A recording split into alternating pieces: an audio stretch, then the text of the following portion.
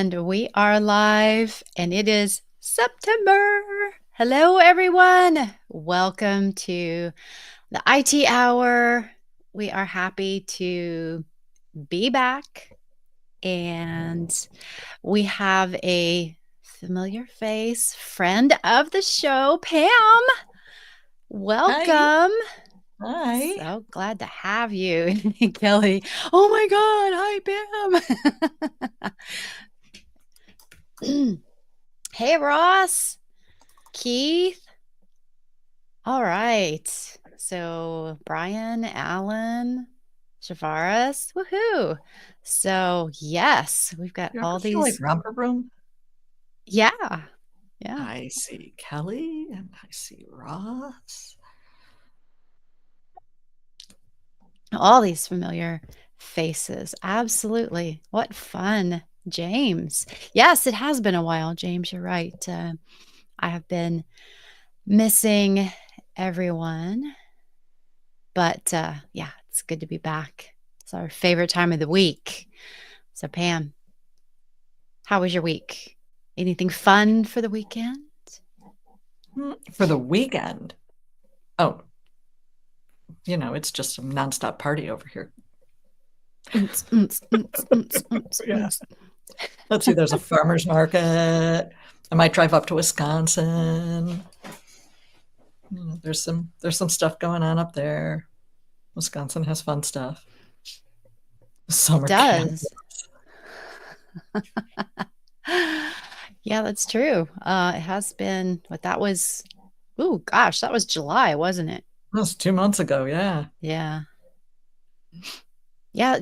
Yeah, I guess Uh, Wisconsin really isn't that far for you from no, it's Chicago. Milwaukee's like an Yeah. hour and a quarter. All right, so go get me some cheese curds and a Kringle, please. You're probably going to ask for some beer too, right? Yeah, I can get beer here. Okay. Um, but so quite a few years back, my friend and I, who's from Wisconsin, we flew in to Chicago and then drove up to Racine because that's where her family's from, and we went up to Summerfest, and of course had cheese curds and went and listened to all the music at Summerfest and stopped by and got a Kringle because in Racine, because that's where the best Kringles are from. And of course, every once in a while now, like a couple of times a year, Trader Joe's will actually have the Kringles there, but not Really? quite. Yeah. Yeah. They'll have the almond ones around Thanksgiving, I think. And I think around Easter they'll have the raspberry ones or something, like a couple times a year. Cool. So but they ship and I could get them anytime if I really want to pay a lot for them. Kringles? Or the creamery? Who do you want to ship? Hmm.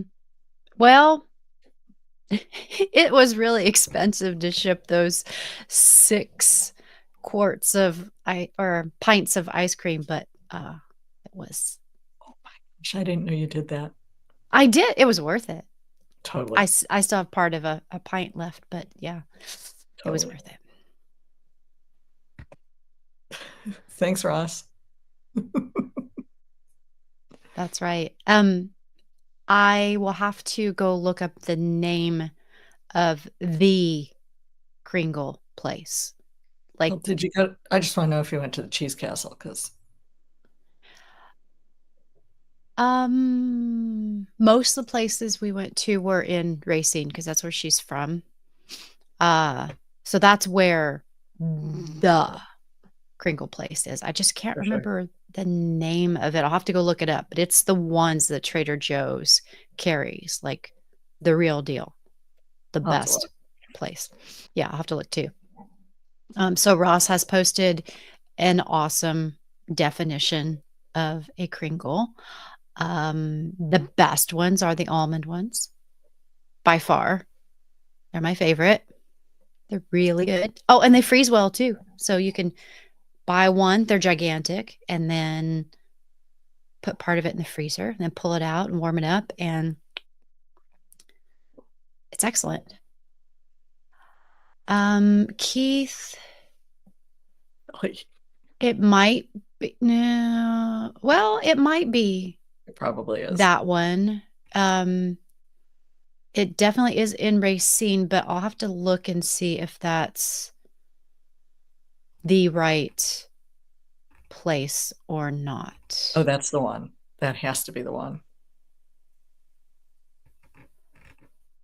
I think I still have one in my freezer, so I'll I go see. double I feel my check. I mean, it's the celiac right acting up shape. just from the pictures. Well, I need to see their packages. I need to see what the front Just, of their packaging looks like to make sure. Because just that's, yeah, I mean, maybe. I don't know. All right. please So be. they're really good.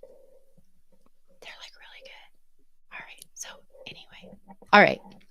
On to the real stuff. So let's see. What are we talking about today? Okay, well, we're talking about the usual stuff. We've got a little bit of community and product things because, well, it's been a minute. Just a quick couple things in community. Sean, once again, our prolific poster, has a quick update in best practices about Okta device trust with Jump Cloud via SCEP. So if you're interested, go check that out. And Aiden Bowen has a quick question also in best practices about Claris FileMaker Pro OIDC connection and is wondering if anyone has done this. So they could use some help there. And in product releases, lots going on. Um, we now have AWS Workspaces support, and Chase posted about that in product releases. And Hari has a new update on continuation of Windows MDM CSP policies v1. We have now announced that Windows SCEP policy is now GA along with the rest of the MDM policies. And I will post a link to the Help Center article about that. Jump Cloud Go improvements are in place. There's enhanced user experience for device registration and daily use. All of this will be in the show notes. So lots going on there. And several of you have seen my update in the lounge because a bunch of people have messaged me, which is awesome. But in case you missed it, EA launch of device monitoring and alerting is now open. So quite a few people have pinged me and said, hey, I want to be part of that EA. So if you are interested, let me know and I will add you to the list so we can get you in that early access for device monitoring and alerting. Very exciting to see this just launched very recently. It's looking good so far from what I'm hearing. I think it'll be a lot of great stuff going on. And please, once you're in there, give us lots of feedback. We want to see what you think about it. And more to come. So I think that is everything. So for Pam, I hear you've gotten some certifications. Actually, I keep seeing you posting on LinkedIn about all these certifications you've been getting, which I think is great. So let's talk a little bit about that. So Sure. you've been getting all these certifications, a lot of, IT certifications and product management. Um, so what's your reasoning behind getting those and what do you think it can do for folks in IT? Sure. First, it depends on what you're getting and what your goals are. When I experienced a layoff, obviously the goal was to get a job, right? But somebody else's goal might be career improvement or transitioning to something different, you have to know why you're doing something before you're doing it. For me, when I was looking, I'm not looking to go back into content writing. I loved it, had a great time, but my heart's really in IT, right?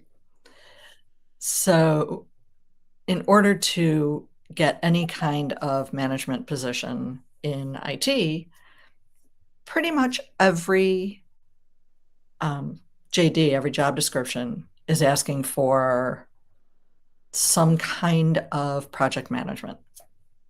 So I took part in a government funded program.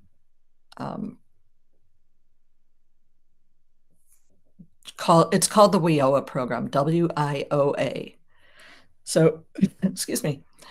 Um, it was put in place in 2014, and it's federally funded, but the dollars are controlled by the state, and I'm assuming I'm making a big assumption here that every state has counties that decide how that scholarship money is going to be spent. So I took part in this. I applied to this program, got accepted, and used the WIOA program to gain certifications. And every job description wanted project management of some sort. Some wanted Agile, some wanted PMP, some wanted SAFe, some wanted ITIL. So I got them all. I just went out and got them all. So I have since gotten my PMP, which is quite an exam. It's a 4-hour sit. Yeah, it's a wild study to get that certification. Did But you could you do that from home? Was it proctored or how did that work? yes, on all of that.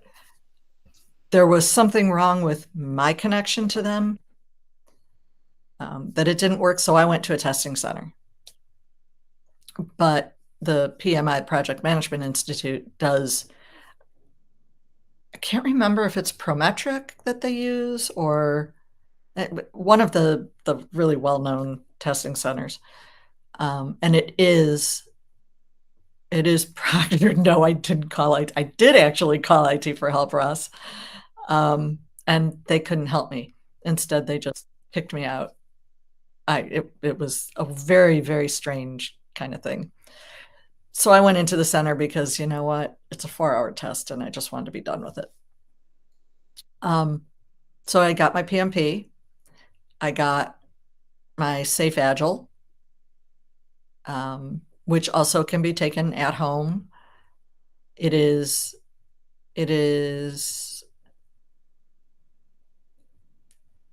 I can't remember if the Safe Agile was open book or not. The PMP is not.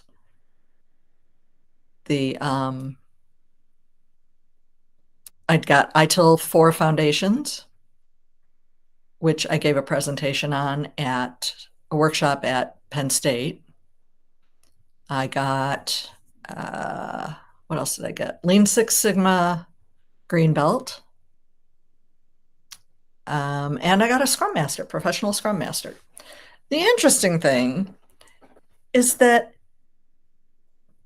PMP is PMP. There is no other PMP. But Agile, there are different flavors of Agile. So you can get Agile from SAFe, which is a scaled Agile framework. You can get Agile certification from PMI, the same place that does the PMP. And it's similar but different. The words are the same, but they all mean different things depending on whose version of Agile you're looking at. ITIL is ITIL. Scrum Master is the same thing. There's a couple of different organizations you can get a Scrum Master from. So I'm using those to boost my resume. I'm using them to boost my skills. I'm using those to boost my language. Coming from owning my own business, I didn't have the language, the corporate language that everybody uses when they're inside a company, and you just, everybody speaks in abbreviations. I think I actually wrote an article about alphabet soup way back when. So having those classes helped me learn some of that extra language that I didn't have. Let me read what Kelly's got here. Yes, that is the program. Kelly, that is the program. It is a no-cost program to the people who are using it. It's to help those folks who are unemployed gain new skills, refine other skills. It's not just for IT. So that's the cool thing about this program. It is, if you want to become a truck driver and get your CDL license, you can do that. If you want to be a phlebotomist and learn how to pull blood from people in a safe and effective manner and legal, you can go ahead and get training on that. It's for lots of different jobs. The IT space is just, it's where I was, the program management. So it is a well worth it program to take a look at. I don't know all the qualifications. I just know that if you're unemployed, you can absolutely do that. And it was not a small amount of work. It was, some weeks I was going twice a night. I felt like it.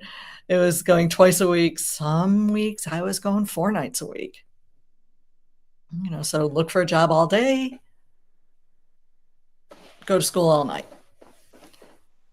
The ITIL, good question, Keith. The ITIL study exam was, the official ITIL certification is from Axelos, AXELOS. They're the ones who wrote the book, literally wrote the book.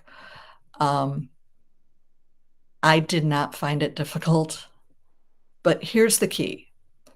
This is all stuff that we've all done for years. I was project managing. You don't have a consulting or an MSP business without knowing how to manage projects, right?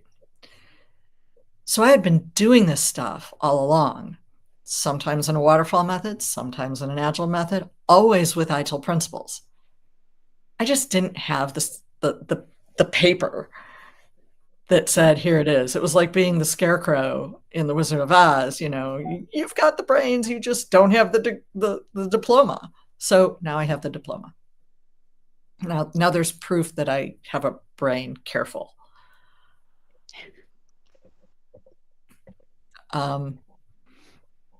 So the ITIL exam is actually an open book exam, which doesn't mean it's easy, but it's an open book exam. It is, I believe, 60 questions in 40 minutes or 80 questions in 60 minutes, something along those lines. There's less minutes than there are questions. But I didn't find it to be a difficult exam. But I tested okay, so it's and I was really well prepared. How long did you have to study for that? The ITIL exam, I gave it a couple of days. The PMP exam was a solid 2 weeks of studying. Absolutely. That is not a super simple exam, but it can be done on the first shot. It's just, most people don't pass it on the first shot, but I didn't have time. So I was not going to mess around. I was going to get that certification no matter what. And the place that I was learning from, because in this program they train you, they also pay for the exams, and the organization I was with would pay for the first exam and 2 retakes, I think. Um, but they wouldn't even let you take the exam until you passed practice exams at like 95%. So you really knew your stuff going into the exam. They don't make that happening. They don't let you take it without being fairly confident that you're going to pass it on the first go, because it costs them money every time. They don't want to spend it. They're, their business. They're in it to make money too. Um, let me look at the questions. I know that there's some things that are, I Yeah. can't find my mouse. Tech support. Okay. Kelly Uh, wants to know about first steps to get set up. okay, let's go back to Keith first. How was the ITIL exam? I do agree that you really do know everything. If you've been doing IT a while, and you're not a jerk, you really do know pretty much everything you need to know to pass the ITIL foundations, except their language. That's why you take the classes, is to learn their language, right? Um, you would think it's common knowledge, Jonathan, but it's not. It really is not common knowledge. You've done it. You don't know you've done it. Um, but it's really not particularly common knowledge. Kelly, the first steps to get set up with this program are to do a Google search on WIOA and either your state or your county.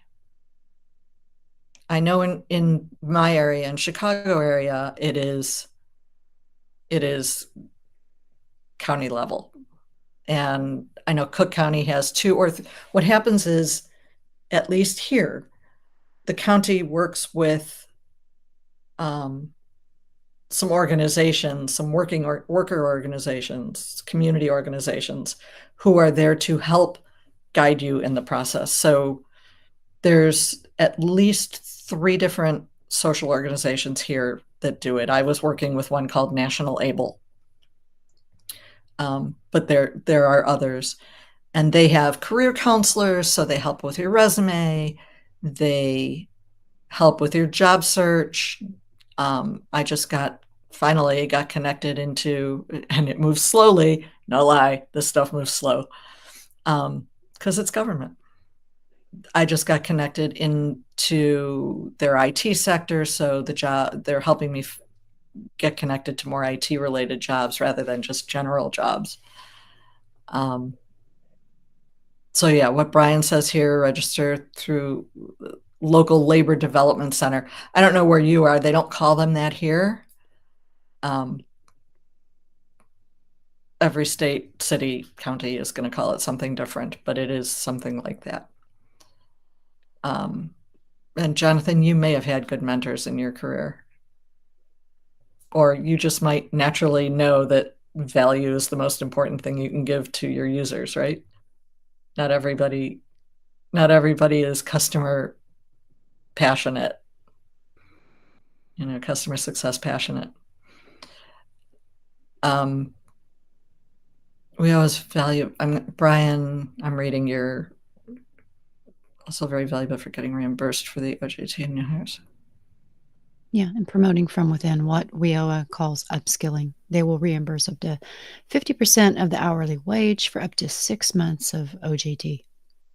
Wow, I That's had cool. no idea. That's fantastic. So WIOA will reimburse an employer for OJT? Is that what you're saying, Brian?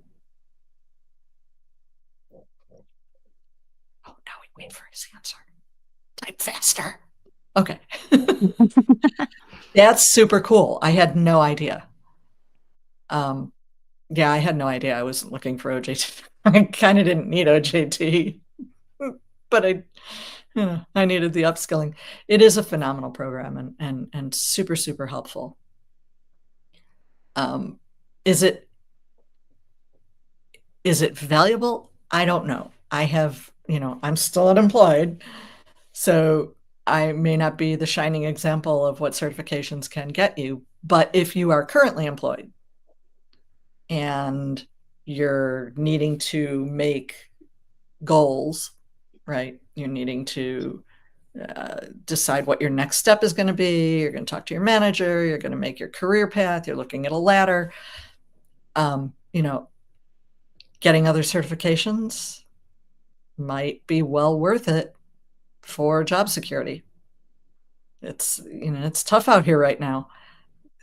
There's been more tech layoffs in 2024 than any year previously. I think we've long passed 500,000 tech layoffs in 2024. And people aren't hiring. I mean, they sort of are, but they're looking for unicorns.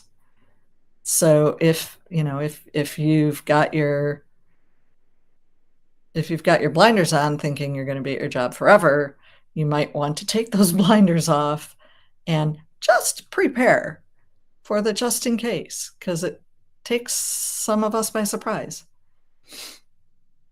The Um, other the other thing I'm seeing is that, in certain areas, um, not only are there a ton of layoffs, but for more senior folks, when they are seeing jobs,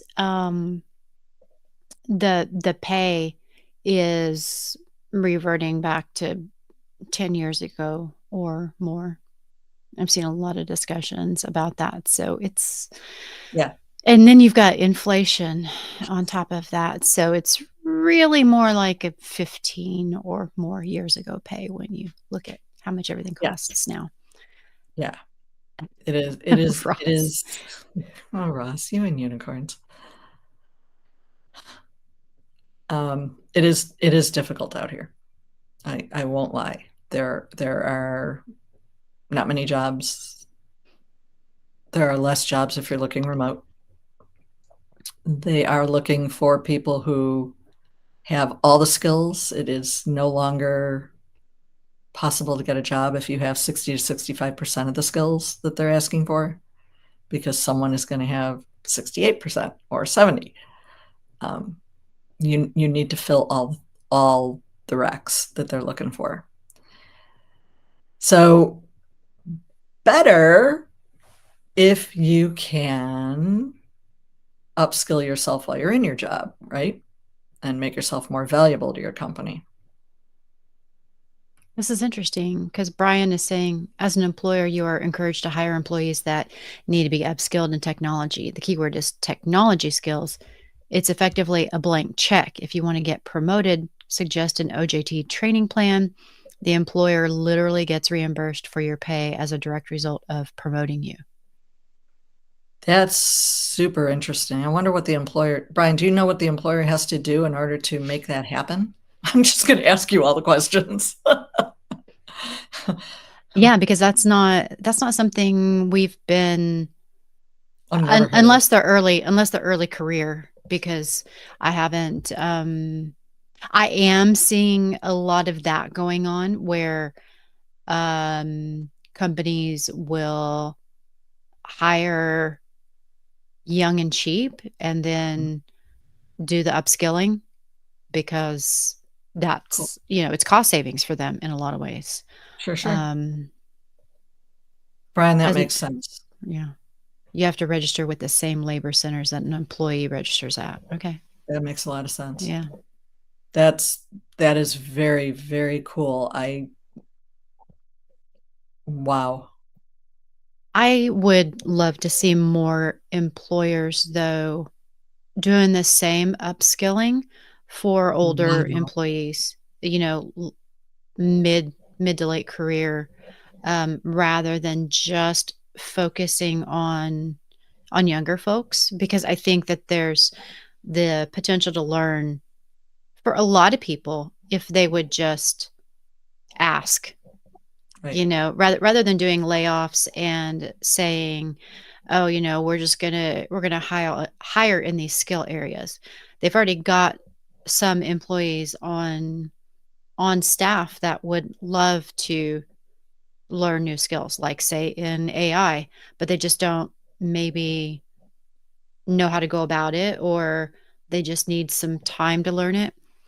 And I just wish more companies would invest in the people they already have rather than laying them off and hiring new. And we're not seeing a lot of that right now. It's just dump Right. and run. Well, so it's interesting because where companies used to hire somebody who had a lot of the skills and potential, that P word, potential, and then they would learn the details on the job, right? Today, they're wanting somebody who can sit in that seat and go, just not that they don't have to train at all. But Brian, that is um, that is some mighty powerful ammunition right there to bring to an interview. If somebody doesn't meet every one of those skills and their requirements in the job, that is really powerful. So thank you. I love that you've promoted um, two people three times as a result of the program, and Remarkable. that you have looked at people regardless of age. I wish more companies were doing that because I have seen a lot of age discrimination recently. Been talking to a lot of people, and it's been happening a lot. In part because, when you've been in your career for a while, you can command more money, and they're just going for cost savings.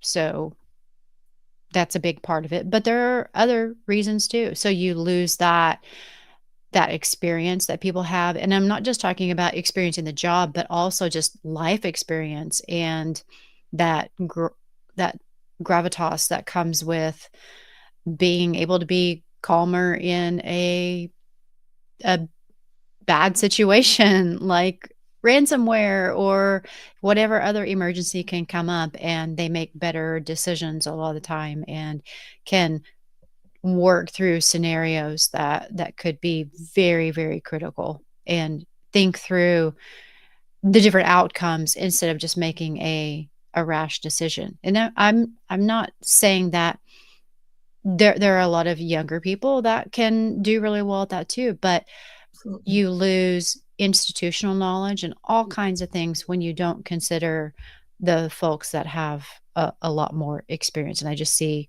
companies just disregarding that and only thinking about money when there are a lot more considerations. Yeah, we also have the experience of juggling lots and lots of different things at one time. As from my own experience, I was laid off, and then a month and a half later got a health scare notice, and was while working through that, I was also going to school and job hunting and doing all of those things. I mean, I was on, and I do caregiving for my aging mother in the evenings because somebody's got to do it. There was a lot of juggling happening over here in this house. They're it's life management is project management, right? 100%. And it's hard to get that noticed. I will be honest. So Yeah. keep your resumes up is my advice to folks who are still working. Make sure they're keeping up. Make sure your networking is keeping up. Never drop your network. Always keep in touch with all those people that you've met along the way, and be nice. Don't burn bridges, because the people you meet on the way up are the people that you're going to meet on the way down. Yeah. I mean, Jesse has an interesting comment here. As companies strive to do more with less, they have less time and patience to train on the job. Yes. And also, when they have to hire a new employee, they're still having to train that new employee. So there are still expenses with laying someone off and paying severance, and then also onboarding a new employee. So there's still OJT, but it's different. But at the same time, there's still an expense there that I don't think they always really add up. And it may be cheaper in the long run, but I don't think that's necessarily a great practice. So, I mean, because out in industry, um, retaining a customer is always cheaper than gaining a new one. It's the same thing for employee retention because you've got all the recruiting expenses of getting a new employee in Mhm, addition to onboarding them and training them. mhm. So that recruitment expense has to be considered in there too, because that's a lot.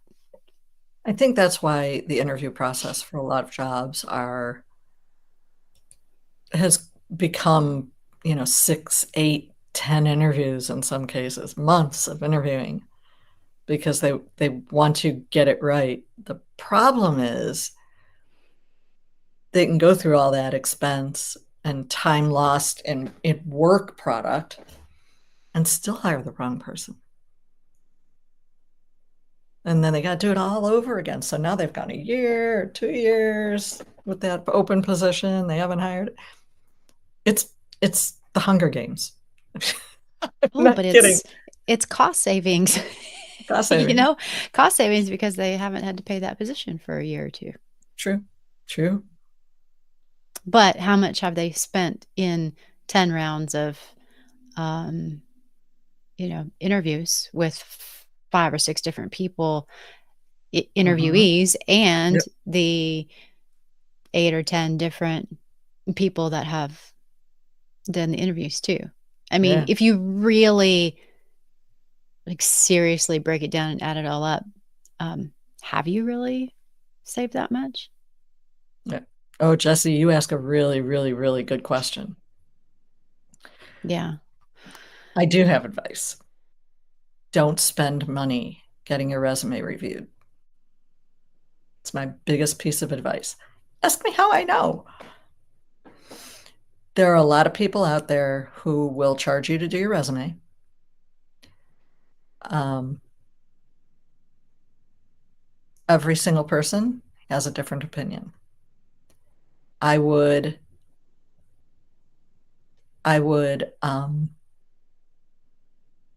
if you have friends who are TAs, talent acquisition folks, or recruiters, I would ask them for advice. I would write your resume first and ask them for advice.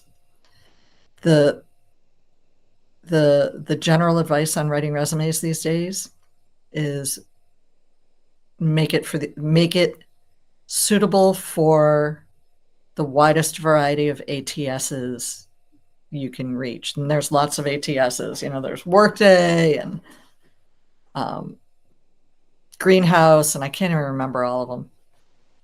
Um, I haven't seen the resume that LinkedIn spits out, I haven't either. but I can look at it. Your resume needs to basically be plain, no columns, no special fonts. Keep your font to 11 point. Use bold or larger type, larger font size for major headings, but you keep it as clean as possible because and you tailor it. You want to tailor your resume for the job you're going for because every position looks different.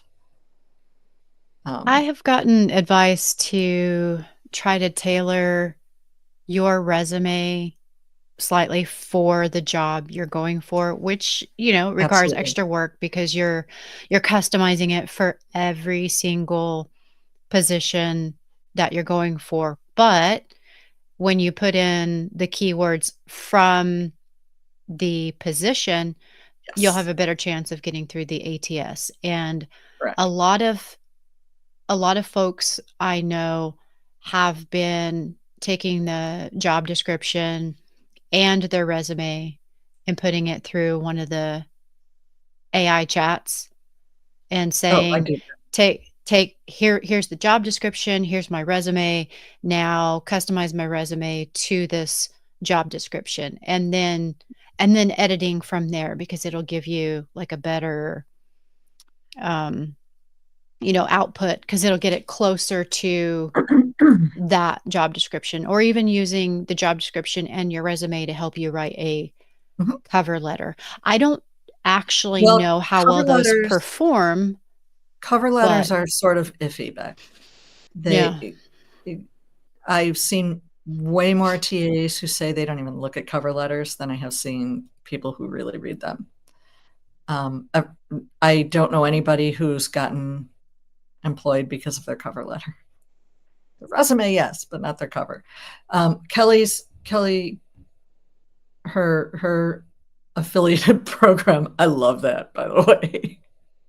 Yeah. It's basically networking. Just I, keep networking, keep meeting people, keep yeah, talking to people, broaden your network. Um, absolutely. I think that's really one of the it really better is. ways to get seen. Um, Yep. Very Rebecca is rarely. absolutely correct on her reading and edit for readability. Um, it needs to be, plain text. I know it's weird, Ross. It's like, why can't a machine read something other than plain text? But it can't. Um, and Jonathan has the right idea. What I do when I um, what I do when I create tailor my resume is I will ask whatever AI site I'm using to tailor my resume to this job description. And you paste your resume in, you paste JD in, and you have to tell it to be truthful because otherwise it'll lie. It'll say you have numbers that don't exist in your world. So you want to prompt your AI really well. Yeah, and that's why you don't just trust it. You use that as a jumping off point, and then you edit. Like, you don't just take the output and run with it. You edit it from there. Yeah. So Jesse, I assume I'm having trouble tracking where he asks what it's relating to, but let me guess. Um, Well, that was, you should be from keeping track of every KPI you meet, of every OKR you design. You just keep a notebook and keep listing all of them because those are the things you need to put in your resume. Those are the things you need to put in your star spreadsheet. Um, and hopefully you never need to write it, but you'll have it. Abolish cover letters. Yes, Ross, abolish cover letters. Jonathan, it's great that you read them. I love that. some do, some don't. That's why it's hard to know whether to, actually write it and include it or If not. it's optional, I don't do it. If it's not optional, I'll do it. I wonder for some hiring managers if it's optional, whether or not they give an edge to people who go ahead and do it anyway. Like, you never know. I I guess it don't know. depends on the hiring manager. I truly do not have any clue on Mhm. the cover letter thing. Yeah. Kelly's right about the networking. If you know someone who knows someone there, always try to leverage that if you can, because Mhm. a minor connection is better than going in with none. Absolutely. Absolutely. So if you're connected to me on LinkedIn, you'll see that periodically I will post. I'll actually post. Does anybody know someone at name the company? And more than once, I have, surprisingly. Just You recently. just yeah, you never know. So it doesn't hurt at all. And Yeah. I encourage Pam to look at my list and see if there's anyone that pops up at that company, because Mhm. if I can make a connection, I will, because I know that that can be helpful. Yeah. It can go a long way. I mean, I have gotten jobs when I've been, laid off, and I've been posting and telling people, "Hey, I'm looking for this in particular, and I could use your help if you know anyone that's hiring, or you see a job passed along to me." And people have, or they've messaged me and said, "I know someone hiring for this role at this company. Do you want me to make an introduction?" And I'll be like, "Heck yes." Yeah. And Absolutely.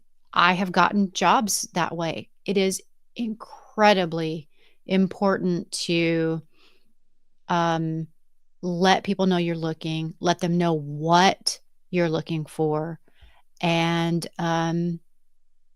keep saying that every once in a while to keep it top of mind, you know? Hmm. Now if you're looking more quietly, that's a different story. That's a little bit harder, but then you reach out to people, you back channel. Individually.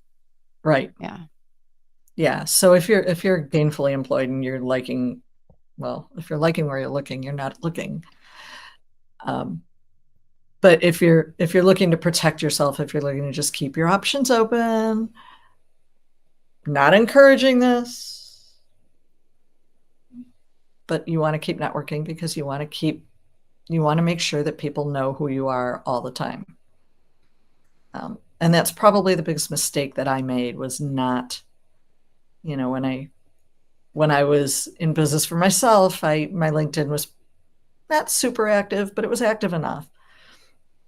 I stopped making the same kind of new connections when I went to work over there, and that was a big deal. I didn't do the right thing. You know, I would post for the company because I wrote something, and I thought, oh, let's drive some traffic, and that was great, but it didn't do me as me any good.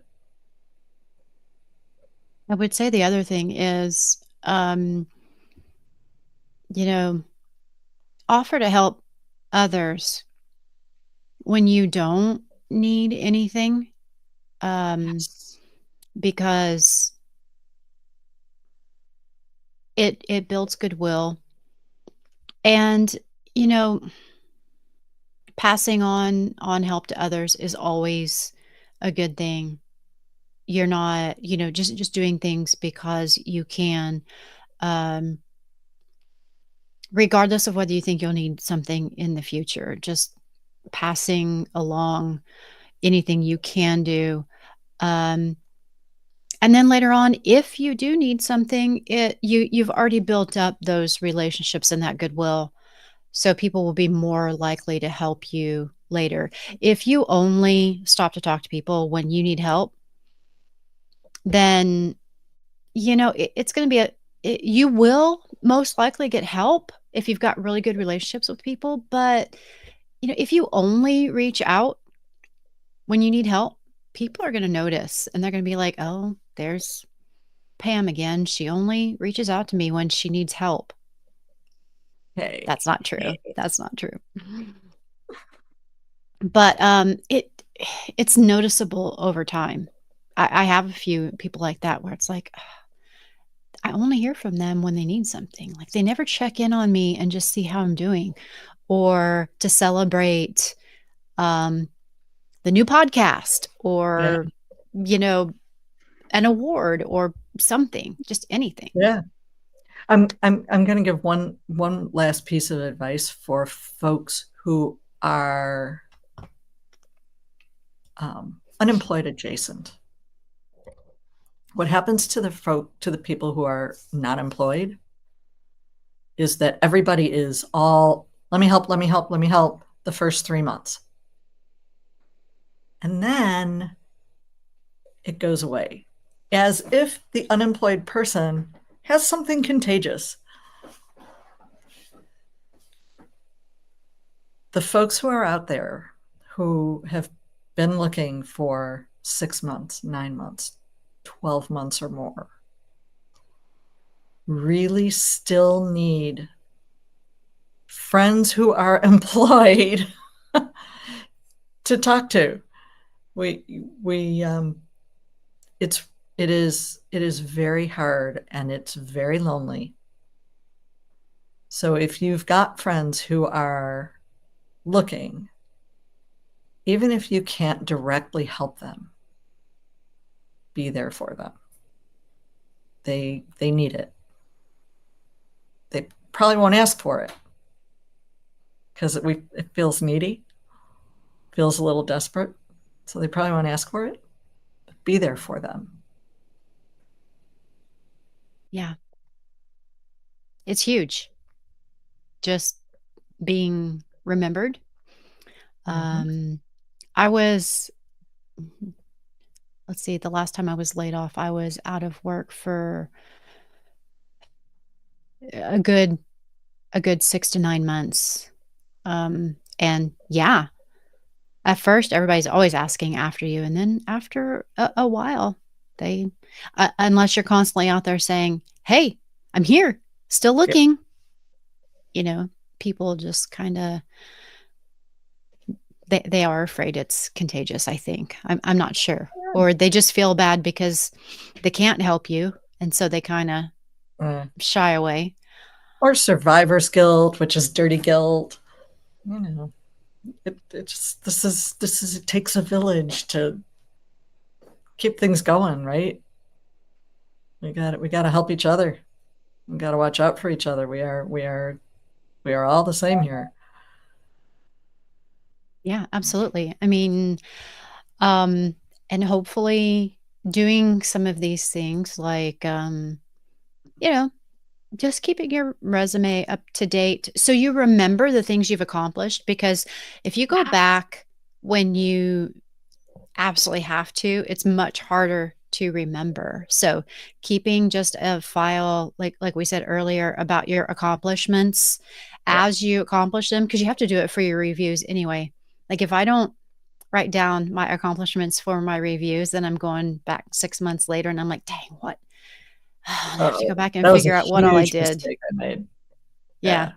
So even just doing those things and keeping your skills up to date by doing those, um, taking classes, going through those certifications like Pam was talking about, Hmm. even just, um, so you can manage projects better because, um, just learning how to be a better project manager in general, helps you immensely when you're doing things on your regular job. And you know, like Pam was talking about PMP earlier, I've managed projects for a long time, but I still haven't bothered to go get my. I know, just giving me a stink eye. I still haven't bothered to go get my PMP just because it's a process to go do that, and those tests are And you don't have to expensive do the and big classes. You can do it with Udemy or Coursera. You don't have to take a class. If you can learn that way, then do it individually.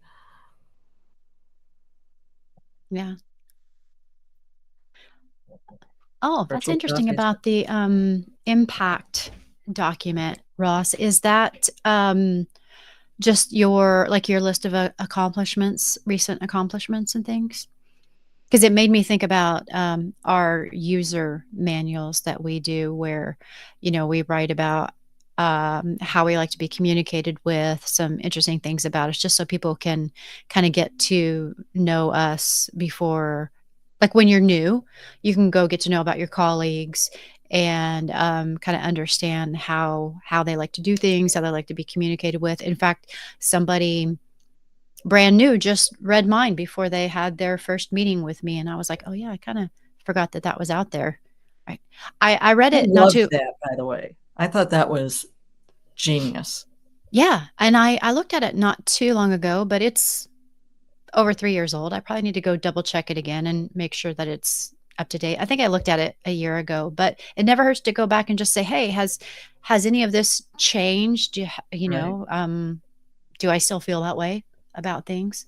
So Mhm. it's always a good idea to, you know, update it. And even if your company doesn't do that, hey, start one yourself of, this is who I am. This is what I like to do outside of work. This is how I like to work. This is how I like to receive feedback. This is how I like to um, receive communication. Do I like to have meetings to talk to people? Would I rather do it asynchronously? Things like that. What are my working hours? Stuff like that to just kind of let people know um, how you like to do things. I think it really helps people understand you and how you like to work. Mhm. And especially the feedback part. Like, do you like to have the feedback written ahead of time so you can digest it before you then talk about it, or things like that? Super helpful.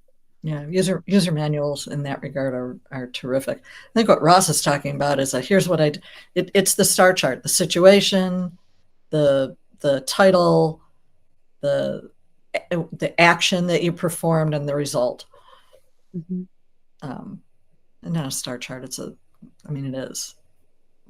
But when you have that, then Ross, when you're doing an interview or, um, well, when you're doing an interview or you're doing a review at work, you have that star chart right there, and it's pre-made, and gosh, it makes making yourself look good so much easier.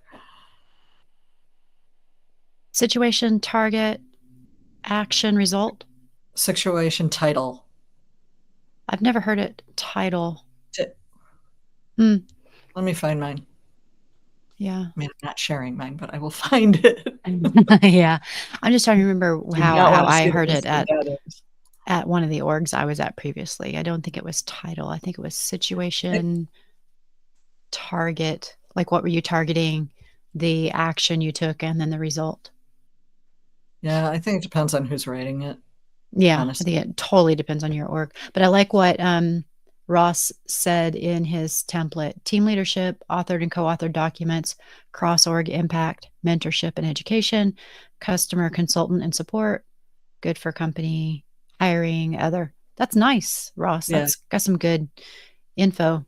So what I got from the exec coach that I had been working with was it his was actually spelled Tsar.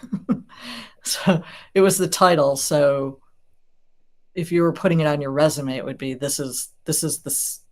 event, or this is the change management, for example.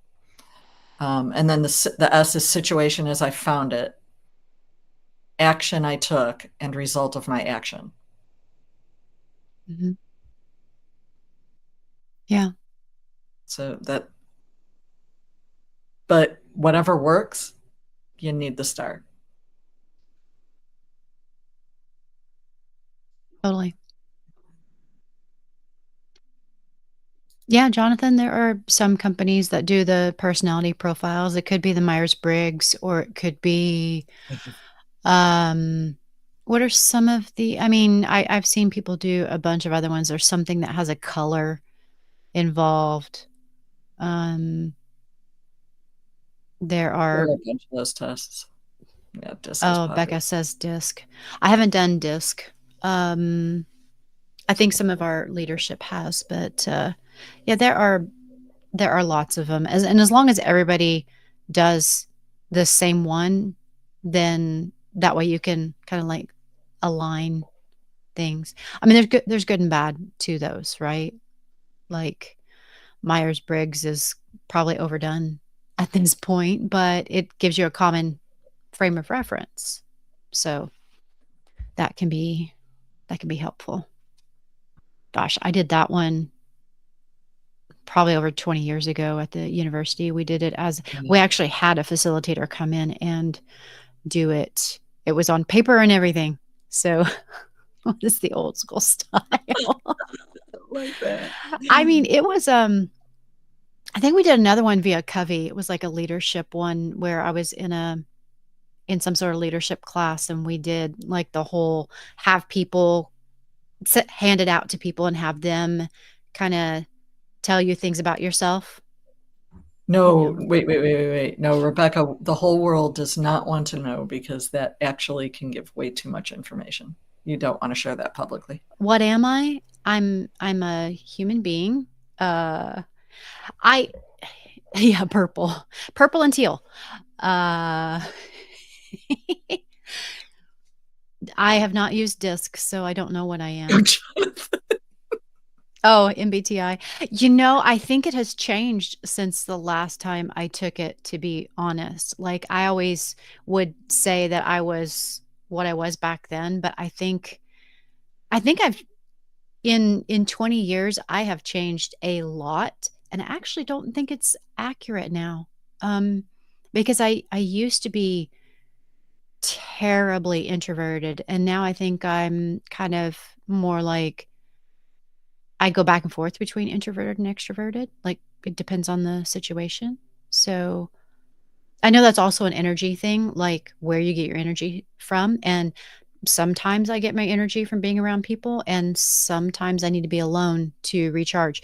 So, it's actually really interesting because, sometimes they say people don't change. Well, as I've grown into myself more as an adult, I think that's changed a lot. And I don't think the online ones really give you an accurate, like the free ones. I think if you do the paid one, then maybe, but I haven't, I really don't want to shell out the money for that. So that's a really interesting question, Becca, but I'm not really sure anymore what I am. So I guess I'm a mystery or an enigma. Long, long-winded question to say. I don't know. Maybe we should talk about that more, soon. I'll ping you. We're in a couple of Slacks together, so that could be an interesting conversation. Well, Miss Pam, we kind of morphed from project management Yeah. and certificates into job search and everything, but we had a lot of great questions. So thank you all for all those wonderful questions. I think that was a really good combo. And thank you all for all your contributions, you Ross, Kelly, Keith, and Jonathan had some really great stuff. And where were some of those other comments? Brian had some really fantastic input on the employer side of things, of those programs. And Jesse had some good questions too. So y'all had some great inputs. So thank you Yeah. so much. And Pam, really good to see your face. Good to see your face. Yeah. Thanks for This joining was fun. us. I Yeah. appreciate you inviting me. Thank you. Yeah. Well, hopefully we'll try to do this again. That'd be fun. Yeah. Well, thanks everyone for staying over a little bit with us. And we will see you next week when we've got some friends of the show returning to talk about some device stuff, I believe, if I remember correctly. Let's see. It is going to be device list enhancements. There's some good stuff coming out of there. And I think you'll be pleasantly surprised as to who our guests are going to be. All right, y'all. We will see you next week and talk to you soon. Take care, everyone.